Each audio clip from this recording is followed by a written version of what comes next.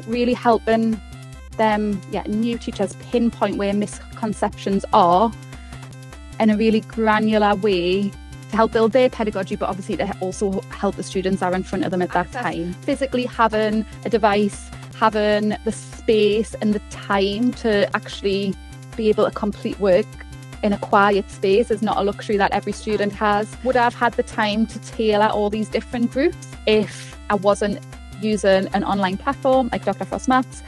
I don't know. I don't think I would have. So I think I was able to then do this approach because the platform gave me had the functionality to do it. It just gave teachers weren't then thinking of their own homework and then printing it and then giving it out and then marking it. It just gave then teachers more time to actually think about, right, well, what am I doing?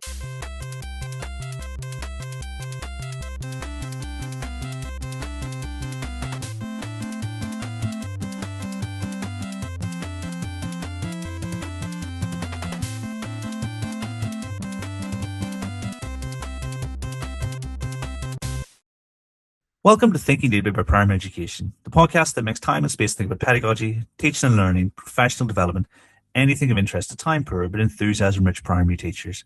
This week, I'm joined by Hannah Hogg to explore Dr. Frost Learning and the role of online platforms in mathematics education in particular.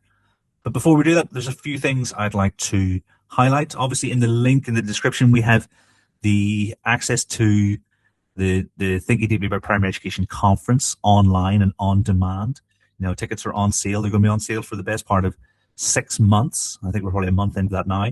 We've got lots of great speakers.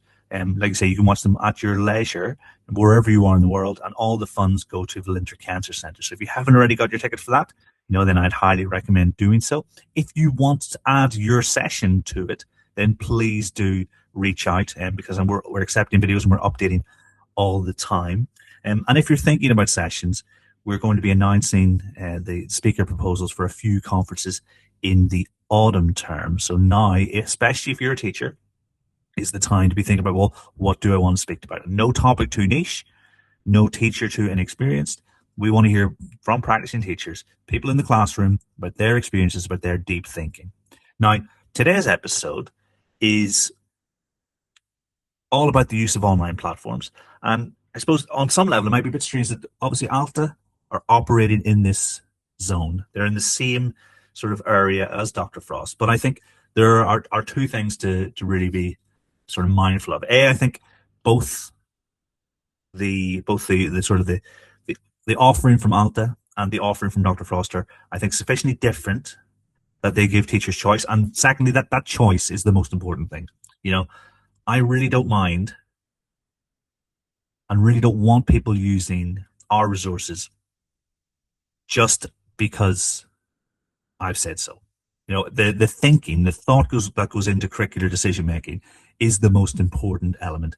And I think that's why having these conversations, looking at the research like I did with Stuart a couple of weeks ago on the use of digital interventions with people who have special educational needs and disabilities, and looking at that, the research into formative assessment, it's all tied together because it's all part of our thought process, because how maths is enacted in our classrooms will be related to the decision making we make when it comes to the tools that we give our teachers.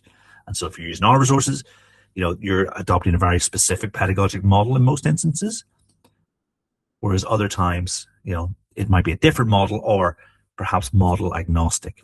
So I think the thinking that we do, and this time of year, it's really important. We're almost now thinking, we're not going to make any change now, but we're thinking about, well, what's September going to look like? And lots of our schools are being onboarded now. And so I think if we, the aim is, we've got this charter organization doing really great work in mathematics education, spread the word, but also to encourage deep thought about our curricular decision making, because that's the most important thing, is that we're thinking deeply about the decisions we make across the school. So Hannah is a fantastic guest. You're really going to enjoy this episode. So without further ado, let's spend some time thinking deeply about primary education. So Hannah, it's lovely to see you. How are you? I'm good. How are you? Yeah, not too bad. Can't complain. I mean, we're getting to that time of the school year where things are perpetually busy, aren't we? Very busy, very busy. Yep. We're going to explore your work with and for Dr. Frost Learning. But I thought we'd begin with a little bit about who you are and how you got here today. Yeah, that'll be great. So yes, my name's Hannah, and I probably took quite a traditional route into teaching. I am a trained maths teacher. I did my A levels in maths and further maths, and then went and done a maths degree at my local university, which was Newcastle. And it was there in my second year, I had a presentation of Teach First that really hit home that the school I'd went to was in, well, where I live is in quite a disadvantaged area. And I just think, like most teachers, can think back to that one or two teachers that had a real impact. And when I seen the presentation of Teach First, that really hit home with me, and wanted to get into teaching from that, like so many other teachers as well. I was placed in a school, which is the way Teach First works, that about 15 minutes away from where I lived, and I was there for 9 years as a secondary maths teacher, so teaching teaching ages 11 to 18. While I was there, I became a professional tutor, working with ECTs, and yeah, I think it was during that time a real focus on really wanting to support teachers with workload. It was still a time where, depending on where teachers were training, they were either encouraged to still plan everything from scratch. Well, that is just not how teachers work in the real, like, day to day. You can't plan everything from scratch. And yeah, really started to get a passion about we need to be doing something to support these teachers, no matter which role they come in from. And at a similar sort of time, just a colleague of mine actually did our master's in looking at fractions and the knowledge of fractions, and how even year 11 students are getting very similar questions incorrect to year 6 students, and just really hit home that what are we doing for these students in the 5 years that they're with us. It was, yeah, she did it across lots of different schools, so it wasn't a school thing. It's just what are students sitting through that they're not making the progress in these topics. Really interested in, like, the year 7 slump, where they go from primary school at a certain level and then drop down. So an opportunity came up to be head of maths at a middle school, which was a little bit further from where I live, but yeah, I took that. I was successful in that application, and yeah, led maths at a middle school, which is year 5, 6, 7 and 8. While I was in both schools, so while I was in my first school, I'd started using the Dr. Frost Maths platform mostly during COVID. Like, I'd used the resources for years, but through COVID, it sort of came into its own, supporting students and teachers, like, with online. It sounds like a million miles, like, years ago now, I think, doesn't it? But supporting teachers and students with that remote learning, and then continue to use it from there. The platform really, so much of it was done independently by Jamie Frost, but the team has grown now and has been growing for a few years, and it's now a charity, and our aim is to support every teacher to enjoy maths and every child to have access to a great maths education. I'm also leading on a number of partnerships to try and give extra support to schools serving high areas of disadvantage, which is something I feel really passionate about, as so many other people do as well. So yeah, that's just a bit of an overview of the trajectory that sort of got us here. And like I say, even though it's secondary maths, I think it's still really pertinent to the TAPE listener, because I think that, the distinction is perhaps one that we enforce, but also I think particularly when you're talking about workload, how anything we can do to bridge that gap, I think is definitely to be explored. Because, like, if you're a secondary teacher with all that expertise and that subject knowledge and perhaps pedagogical content knowledge too, and you're thinking, actually, I need to on some level outsource some of the design, then it's definitely going to be true for primary teachers who've got 13 subjects, not just one. I'm always in awe of every primary teacher. I don't know, yeah, just having all of them plates to juggle, and that's, yeah, I'm sure we'll talk about it later, but providing as much support to them colleagues is really important for us. So, I mean, let's start with a bit of scene setting. What do you see as the main advantages of online learning platforms in mathematics education? Yeah, and it's potentially not going to be surprised from what I've just said, but I think time saving for teachers is, and we'll probably go into more detail about how that then impacts the students, but I think time saving for teachers is so important. Being able to have work that is created depending on how much autonomy you want on that, but then automatically worked and automatically fed back on is really important. I suppose, you know, there is other countries that have different teaching setups, and teachers have a lot more time for planning and preparation and marking and feeding back, but that's just not the reality in the UK. I think similar to what you've just said, it's, you know, that pedagogical knowledge takes a long time to develop. Even as a secondary teacher who was just teaching maths, that still takes, I'm still learning, takes years. So a way to support non-subject specialists and new teachers, being able to see all the bits that need to feed in for a child to do a certain topic. I was thinking of trying to think of an example before, and I thought of, you know, adding fractions with different denominators. If you have some data, and obviously you don't know what data you always need, but if you can access the data and say, oh, well, this child could do adding fractions with the same denominator, you know that that's not the issue. I think really helping them, new teachers pinpoint where misconceptions are in a really granular way to help build their pedagogy, but obviously to also help the students that are in front of them at that time. I mean, I think all of them then feeds into the student progress side of it, but I think time saving for teachers is a big one for me. Yeah, so almost some of the administration tasks that perhaps take a lot of time, is that the kind of thing that we're saving time on? Yes, so, you know, QLAs, again, some schools love them, some schools not so much. I think it depends what you're doing with them. The way that our platform works is skills are based to really granular sub-skills. So any QLAs that are created are really, you know, it's not going to say adding fractions. It's going to say adding fractions where one fraction is a multiple of the other. That granularity is really important. I think marking is really like a big time.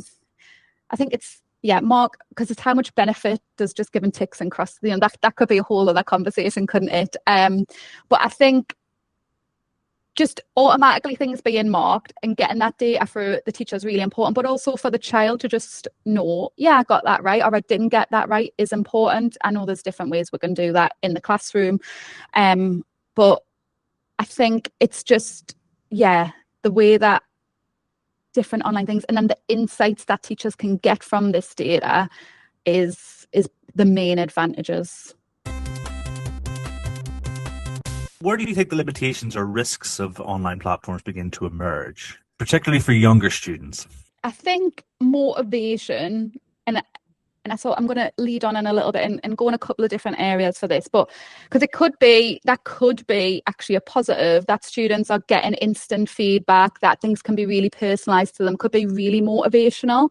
But on the other side of that, if a student's potentially working independently and not getting the answers correct or not progressing as the one, maths, I think, is very unique in that things can, you know, you can always find positives. I'm sure you can always find positives, but potentially when an online platform things are correct or incorrect, that could be demotivating for students, especially if they've not built up that resilience. I think that's what we really like, is the autonomy on our platform, that teachers can set really specific things so that they can remove that potential, you know, they can set things that they're expecting the students to get right. There's always links to worked example videos as well. So there is ways around that, but I think especially for students who are potentially beginning to develop some independence and starting to work independently, we don't want to scare them off. We want to support them, and that could be an issue. And I think, again, potentially looking at like more disadvantaged, like school serving disadvantaged students, that balance might be more one way than the other. You know, we don't want to increase any gaps. We're more high attaining students. we do want our high-attainable students to keep making progress, but we don't want that to then be an issue when we're teaching in the classroom. Is that in terms of like access for those people who already do well at maths, want to do the platform more, and then we'll have access to a tablet, that kind of thing? Or is that what you're thinking? I think there's lots of different parts of that. So yes, access is really important, and that's sort of a lot to do with what I'm doing in my work now. It's so access, physically having a device, having the space and the time to actually be able to complete work in a quiet space is not a luxury that every student has. Again, just having that motivation, that like already having that resilience built up to think, yes, I want to keep working at this. That's sort of another area of it. I think, yeah, it's just, I think there's some schools doing amazing work via our platform, and I think being able to really know what students are doing and prepare them for that works really well. But I mean, yeah, we all know that there's a disadvantage gap as soon as students start school, and at the minute that is just widening as students go through the year. So I think it's to be responsible to think about that and think how we are supporting to close that gap as opposed to extend it. And I think your concerns about like almost the lack of flexibility that's inherent in a virtual or online platform is it's certainly not specific to any one platform. It's like most that I explore and test out and stuff. It's not quite a teacher, and any claims of being a teacher. I think normally the ones to trust are the ones who actually know that actually this is not going to be as effective as your teacher. Mm-hmm. And we've seen things like the Khan Academy thing. Actually, they're not investing any more money because it was actually a bit of waste of time. Yeah, so I think you're absolutely spot on. With that in mind, are there any particular aspects of mathematics that online platforms support especially well? And perhaps are there any others, inversely, that they struggle to support? We're going to talk about how I used it later on in the questions, but I think really for consolidation, for retrieval of things that students have already shown they can do in the classroom, potentially independently, potentially with a bit of scaffolding, but like a way to make sure that students are seeing questions, retrieving them at appropriate times, space times. I think an online platform can work really, really well for that. As students go on, we want them to increase in independence, potentially. So this, potentially not for the listeners of this podcast, but we want to get a place where students are thinking, oh, I didn't get that, I want to watch this video. But I don't think that's above a lot of definitely year 5 and 6 students, thinking that, oh, I didn't get that. Okay, well, there's a video here, I'm going to watch that and I'm going to try and improve my knowledge. And, if that still doesn't work, yeah, I know my teacher's going to look at this and they're going to help us anyways. But I think by the time we get to then, getting these habits of self-motivation, improvement earlier on can only do good things. And so then when students get into secondary school or they get into A levels, they've got them skills. They know that actually if I can't do that, that's okay, because there's things there that I can do to help myself before I go and seek help from my teacher.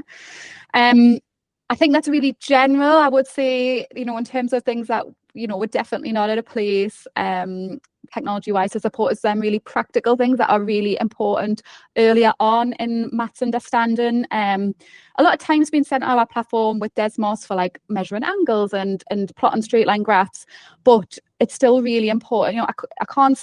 I mean, maybe in 50 years' time there might be a way around, but it's really important that a student has time like holding a cube, seeing what a cube is, feeling that that cube's a cube, seeing how long a meter is as opposed to a 30-centimeter ruler.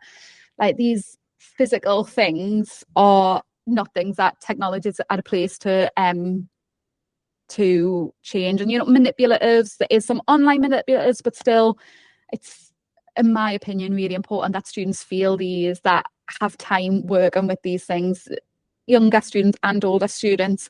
And yeah, we're not at a place where technology is replacing them things.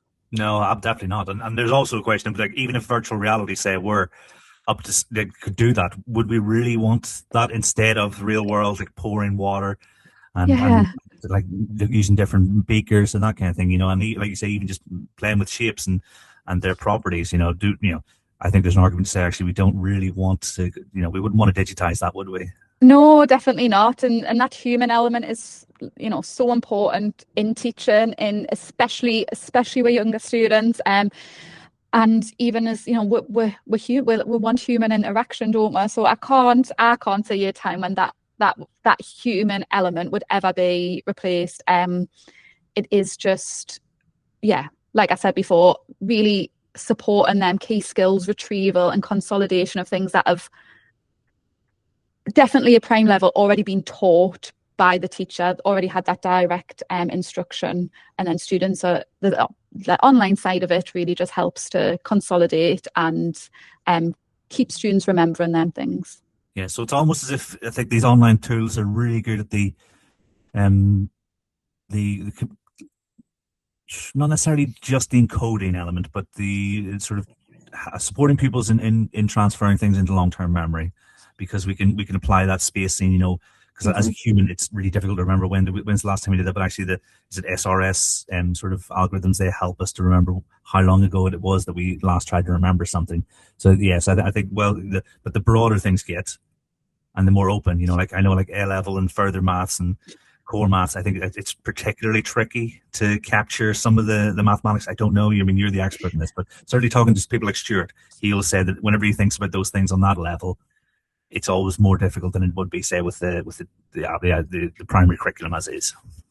Yeah, I think, yeah, space retrieval. I think, yeah, you're right. There's more and more topics, but I think as them topics increase, like maths is hierarchical, it's going to recall them pre-skills in different areas. So it's not as, yeah, I mean, it's harder in terms of space retrieval to know that students have only got a certain amount of time. But I suppose as they increase in age, and when they get to maths and further maths, or A level, they're going to spend a lot more time on just them. So actually, the time that they have in primary and key stage 3 and key stage 4, they've actually got a lot more time to be retrieving them things. But it's a balance, and I suppose that it leads into what I said before about it's about students being a bit more independent, and actually certain students won't need to practice some things as much, and other students will need to practice other topics. And I think that's where online can really help students. It doesn't have to be that we're all going to do this today. Students can do the topics that they need to work on, that they need to retrieve, that they need to practice, and other students can work on others. I think, like Dr. Frost, most secondary teachers, maybe I'm just living in a bubble, be fairly aware of what Dr. Frost is, of Jamie in particular. Yeah. But I'm not sure how far the message has gotten across primary. I mean, do you think how appropriate do you think platforms like Dr. Frost Learning are for key stage 2 age students, for instance? Yeah, I would completely agree. It's very rare that I speak to a teacher from secondary who hasn't used Dr. Frost resources or hasn't even used the platform themselves. But I think that's very different when I have spoken to primary colleagues that often don't know a lot about the platform or resources. We do have a lot of resources now that go into Key Stage 2. A lot of time was spent on these full topic resources, and I do think they are really useful just to see sort of where the maths is potentially leading as well. So some that I worked on were like, they're not, so the full topic resources aren't just like week 4, lesson 2, you're going to teach this. They're not split up like that. The ones I worked on, one of them was year 4 or year 9. So it helps, I think, talking about the non-specialist and non-subject specialist teachers, just seeing where things are going to lead can be really useful. I think, I alluded to it in my introduction, that actually a lot of the maths that Key Stage 2 students are doing, Key Stage 4 students are still struggling with. So in terms of the skills and what they need to practice, it is the same for so many students. So from, the way that our platform is, them granular skills, we'll have year 3 question generators from Key Stage, the beginning of Key Stage 2, that actually there's year 10 students still practicing them, year 11 students, I'm sure, as well. So in terms of the content, it's really, really aimed as well at Key Stage 2 students. I think the added bonus of using a platform, there's other ones, I know there's plenty of other ones out there, but using a platform like ours that is going to keep with students as opposed to just really supporting them at that precise time is that we can then hopefully get parents on board. And parents, I know there'll be primary teachers listening to this, and I'm sure they think, oh, it's a struggle to get parents on board depending on context, whatever the age. But I think there's more likelihood of getting parents on board as like the younger we can introduce these platforms. And my hope is that if a student was using this in year 5 or year 6, that parents would be aware of it, and hopefully they would say like, oh, so actually you can, even if they go to a secondary school that didn't use the platform, they'll know that content's there, and if they ever need some support, even if it's just as a free student account, they know that it's there. We have courses, over 200 courses built on the website that can help parents see where the children are going. And I suppose the other side, when parents want to give that higher level of support, the platform does that really well. It really shows parents and teachers, but parents we're talking about at the minute, like what is it that your child needs to work on. So I do think that's potentially particularly what's really useful for Key Stage 2 students.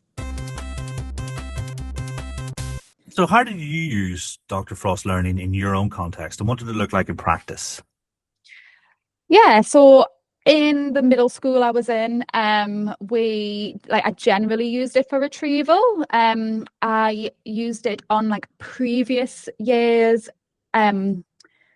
topics or knowledge that students should have done last year, or that should have learned last year. Just because they learn it last year doesn't mean they remember it. And I used it to then help plan my lessons that were upcoming. So I was using a lot of like setting prerequisite stuff, topics, so that I knew when students got on to, we've used fractions. I feel like fractions is a really key one in primary, and yet, there's no point jumping in year 6 teaching mixed numbers if they can't add fractions with the same denominator. So by given that as homework in the weeks before teaching them topics, I was able to get that data.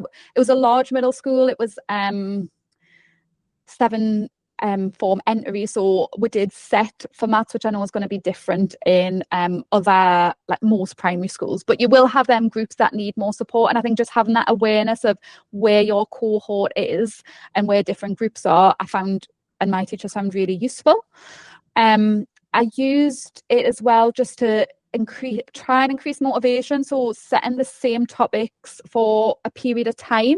So students are trying to reward that effort, and them just being that little bit self-directed with improvement. So it might be that they only got 12 out of 20 week 1, but actually as long as they got 13 out of 20 the next week, we're really trying to focus on praising the effort, which I'm sure which all teachers are doing, as opposed to the outcome, and just reminding them about watching the worked example videos. And we did use it a lot. So we've got all the SATs.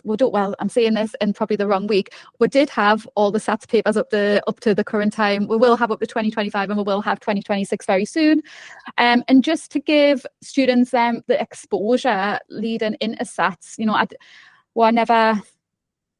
it's the balance. SATs are important. The key skills, a lot, we could do a full other debate about what should be on SATs and what shouldn't be. But the fact of it is that students sit these, and we want to prepare them as much as possible, and just allowing them to see what's going to come up, giving them that exposure of lots of papers, but without taking away loads of teacher time. Worked really well, and it was automatically marked. It wasn't that because I know some schools use the platform, and especially primary schools might use the platform in lessons or in school time. So, maybe it's not going to save time in the lesson, but actually the marking of them and going through it that way is going to save teacher time if they're doing them online. And then it also aggregates that data up. So just because a student couldn't do a question once, they might have just made a mistake. But actually, if they can't do that same topic 3 weeks in a row, well, actually, we need to hopefully do something about it. Same as a cohort. If there's certain areas that are weaker than others, it really helps to pinpoint that when they've done things for a few weeks. I also used it to really think about the cohorts of students we've got. So there's the full SAT papers are there, and leading up to SAT, I was given the vast majority of students full SAT papers to look at, but there was some students that I wasn't doing that with. And I was able to look at the year 3, year 4, year 5 curriculum standards and get them to focus on them questions, the questions that are, typically at the beginning of the SAT papers, and really build their confidence in that part of the paper, which was really useful, just being able to give them the work that was appropriate for them at that time. Nice. And so in terms of the chicken and the egg, was Dr. Frost Learning giving you the approach, or was it your approach on top of Dr. Frost Learning, if that makes sense? So would you have behaved in the same way but just with different resources, or did the resources determine how you behaved in the classroom and your approach, your pedagogy, your practice? Yeah, good question. I suppose there was nothing that I did that you couldn't have done with other resources. It's the time, the time to go through and make purpose-made year 3 and year 4 fraction questions that are just SATs questions, and actually, being able to give it to that cohort, but actually, are they doing well? So now I'm going to add them to the cohort that's getting the full topic of them. Not having to then print, I think we're underestimate how long printing can really take in sometimes, and if we're given different groups really personalized assessments, I would have time's really valuable, and teacher time especially, and would I have had the time to tailor all these different groups if I wasn't using an online platform like Dr. Frost Maths? I don't know. I don't think I would have. So I think I was able to then do this approach because the platform gave me had the functionality to do it. And so, I mean, it's not meant to be a trick question. And just because I think whenever I talk to people about this, some people want a resource because of the model that it provides, and so this is the pedagogical approach that we're going to take, and here are the tools that are very specifically designed for that. But there are other instances where people want to take their model and apply it and map it onto the resources. So obviously, the inclusion of worked examples suggests that there's a particular type of pedagogical approach, certainly close to Dr. Frost, if not built into it. And so I'm trying to understand, if I'm a leader making the decision, am I bringing my pedagogy, or am I taking pedagogy? Like I said, it's not a trick question. There's no right or wrong answer, I don't think. But from a leader's perspective, those are the choices, I think, or that's the thing in some people's mind is, A, is it going to follow my scope and sequence? And B, what's the impact going to be on teaching and learning? And so from your experience, was it which of those was which direction was it pulling?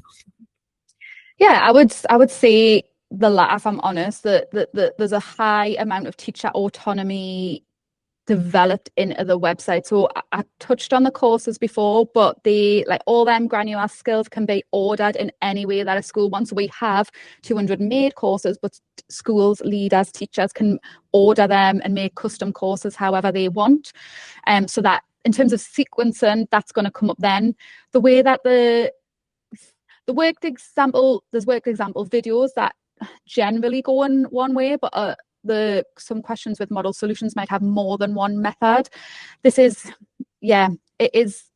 tricky to give something one size fits all, isn't it? I would say that the platform just offers that autonomy for teachers to implement it in a way that they want to, and it might be that for some really deep thinking questions, I think in terms of open answer questions,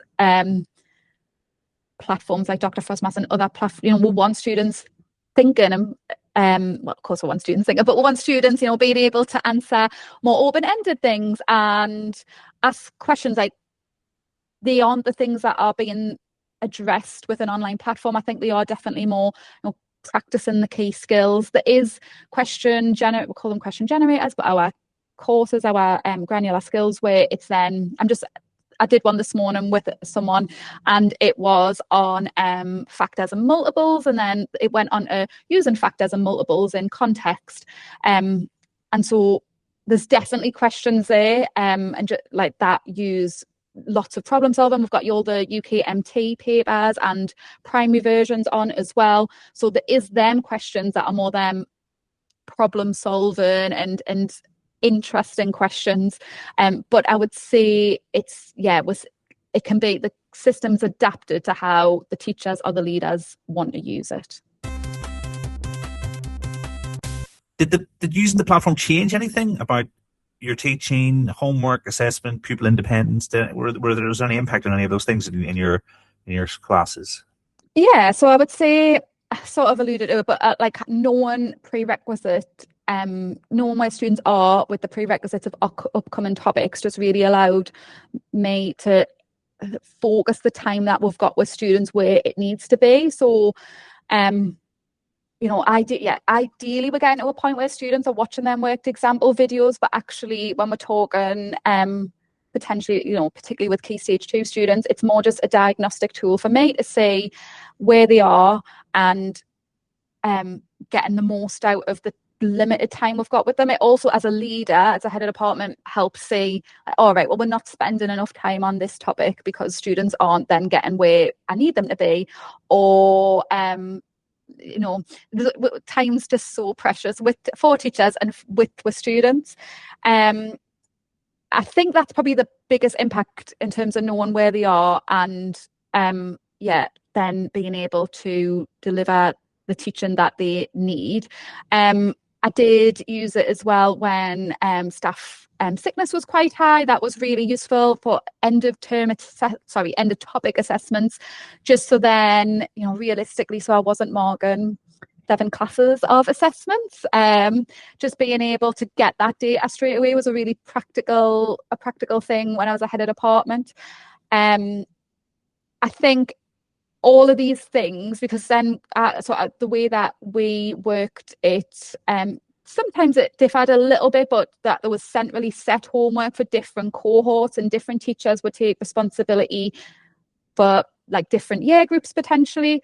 It just gave teachers weren't then thinking of their own homework and then printing it and then giving it out and then marking it. It just gave then teachers more time to actually think about, right, well, what am I doing with the students when I've got them, when it's maths time, as opposed to having to plan and prep that outside of maths learning.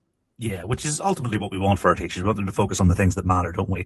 Mm-hmm. Rather than the things that we've managed to put in their way that don't really make much difference in the classroom or the school.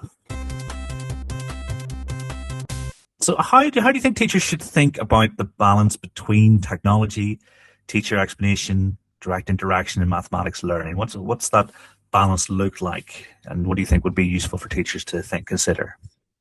Yeah, I've sort of just said it, but I would say seeing technology as a diagnostic tool to get the most out of our time with students. Knowing where students are so that we can tailor that direct instruction to get the most out of them. Knowing if they know the prerequisites, also that we can plan our explanations, we can plan how we're going to deliver that learning. It's still going to happen that we'll go to plan a lesson and actually students didn't know one part of it and things are get derailed and we need to go backwards. But actually, by having this data and aggregating it over time, we want to reduce that as much as possible, because we want, especially for our newer teachers, we're non-subject specialists, we want them to be able to deliver lessons that they've planned, that they've thought about the instruction and the tasks that then come from that. And I think that's where the balance is, like seeing technology as an instrument, as a way to, as a tool to allow teachers to get the best use of time to make the best use of time with the students, is how I would say it. Yeah, which I totally agree with. There's lots of the discussion about, especially about large language models and what the impact of quote unquote artificial intelligence. It seems like the tail is wagging the dog, and I'm not. You probably tell by my attitude, I'm not completely sold on its place. No, and I completely agree. I can't imagine a time. It's just not, I think if we knew exactly how, if everything went perfectly and we got exactly, students were exactly the same on the start in reception, and we knew if we delivered something, they'd learn it. And then, yeah, we'd have to retrieve it. But then the next lesson, they're going to learn this, and that's going to happen every year.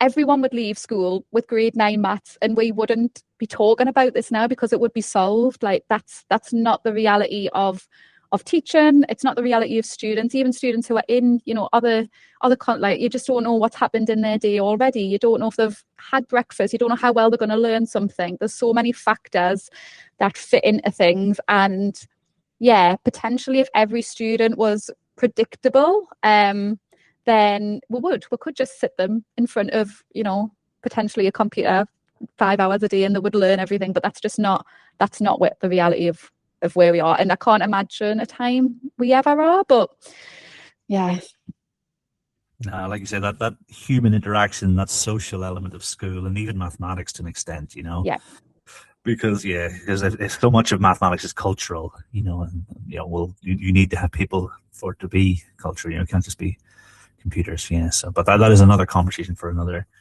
day. So so people are interested and they're thinking, okay, this sounds, I want to find out more. Where are they going to? What's the best thing to do? They can go to the website. We give free trials, 60-day free trials currently.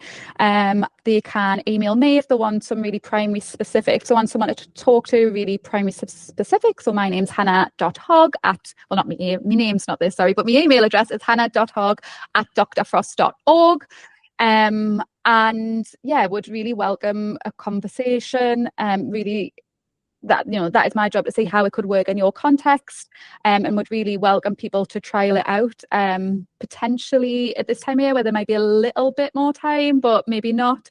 And yeah, there's things on the website. I can point people in the right direction if they'd like to get in touch. Now is the time to be thinking about, well, what might we do? There's no change going to be made now, but certainly space for thinking, like despite sports day, etc., and phonics screening checks and the like. So it's been absolutely lovely chatting with you, Hannah. I'm sure people have been really interested in your experience and B, also your expertise in this particular area, because I think it's something we, as skeptical as I am, it's something that we need to deal with. We can't, we can't just I can't put my head in the sand and hope that, people will just get over it eventually. So I think it would be really useful. So all I said to do is say thank you very much for joining me. It's been an absolute pleasure. Yeah, thank you very much for having me. It's been a pleasure. Thank you. And everyone at home, until next time, thanks for listening.